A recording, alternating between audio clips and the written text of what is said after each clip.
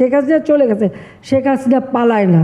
এবার কার্যক্রম নিষিদ্ধ আওয়ামী লীগকে নিয়ে নতুন সিদ্ধান্ত নিল সরকার। অন্তর্বর্তী সরকারের জারি করা সন্ত্রাস বিরোধী অধ্যাদেশকে আইনে রূপান্তর করতে যাচ্ছে বিএনপি সরকার। অধ্যাদেশটি সংশোধন করে শাস্তির বিধানও যুক্ত করার প্রস্তাব করা হয়েছে। যদিও অধ্যাদেশটি জারি করার সময় বিএনপি এর বিরোধিতা করেছিল। দলটি বলেছিল, নির্বাহী আদেশে কোনো রাজনৈতিক দল নিষিদ্ধ করার পক্ষে নয় তারা। এ বিষয়ে জনগণই সিদ্ধান্ত নেবে। কিন্তু সরকার গঠনের পর বিএনপি অধ্যাদেশটিকে আইনে পরিণত করার উদ্যোগ নিয়েছে। ফলে নির্বাহী আদেশ প্রত্যাহার না হওয়া পর্যন্ত আওয়ামী লীগের কার্যক্রমের ওপর নিষেধাজ্ঞা থাকছে।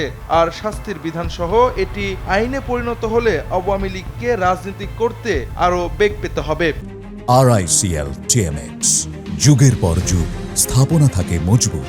গত বছরের 9 মে এনসিপি নেতারা ডক্টর মোহাম্মদ ইউনূসের বাসভবন যমুনার সামনে আওয়ামী লীগ নিষিদ্ধের দাবিতে আন্দোলন শুরু করলে পরে আরও কয়েকটি দল এতে যোগ দেয়। 11 মে অন্তর্বর্তী সরকার জরুরি বৈঠকে সন্ত্রাস বিরোধী আইনের 2টি ধারা সংশোধন করে নির্বাহী আদেশে কোনো সংগঠনের কার্যক্রম নিষিদ্ধ করার ক্ষমতা নেয় এবং প্রজ্ঞাপনের মাধ্যমে বিচার শেষ না হওয়া পর্যন্ত আওয়ামী লীগের কার্যক্রম নিষিদ্ধ করে। অন্তর্বর্তী সরকারের অধ্যাদেশগুলোর বিষয়ে মন্ত্রণালয় মতামত নিয়েছে বর্তমান সংসদের বিশেষ কমিটি। সন্ত্রাস বিরোধী অধ্যাদেশটি সংসদে পাশের সুপারিশ করেছে স্বরাষ্ট্র মন্ত্রণালয়। মন্ত্রণালয়ের মতামতে বলা হয়েছে, কার্যক্রম নিষিদ্ধ সত্ত্বেও কার্যক্রম পরিচালনা করলে সাজার বিধান নেই অধ্যাদেশে। সাজার বিধান যুক্ত করা যেতে পারে। অবশ্য কী ধরনের সাজার বিধান যুক্ত করা হবে এ বিষয়ে এখনো স্পষ্ট কিছু জানা যায়নি।